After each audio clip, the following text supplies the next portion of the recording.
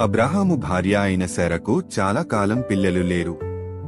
అందువల్ల ఆమె తన ఐగుప్తు దాసి అయిన హాగరును తన భర్తకు ఇచ్చి ఆమె ద్వారా ఒక బిడ్డను కనాలని కోరింది.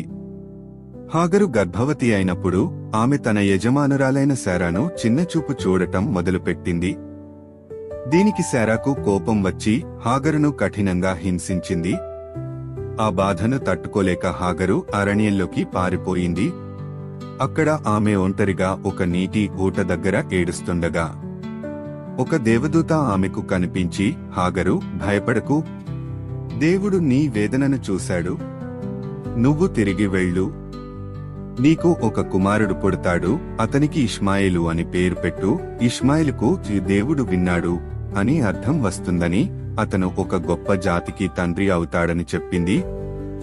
హాగరు దేవునికి ఎల్ రోయి అని పేరు పెట్టింది. దానికి నన్ను చూసే దేవుడు అని అర్థం. ఆమె సారాయి దగ్గరకు తిరిగి వచ్చి ఇష్మాయేలుకు జన్మనిచ్చింది.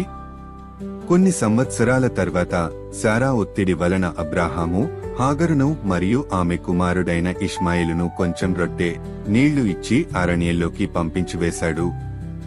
త్వరలోనే వారి దగ్గర ఉన్న నీళ్లు అయిపోయాయి.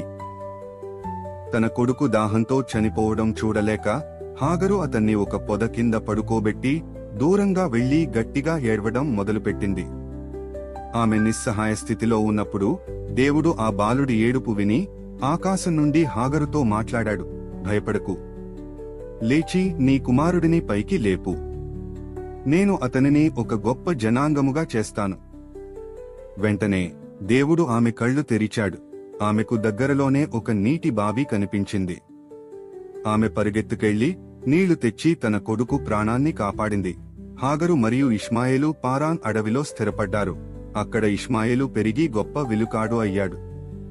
ప్రియమైన వారలరా, మనం ఎంతటి కష్టాలలో ఉన్నా, అందరూ మనల్ని విడిచిపెట్టారని లేదా ఒంటరిగా ఉన్నామని అనుకున్నప్పుడు కూడా దేవుడు మనల్ని చూస్తూనే ఉంటాడు.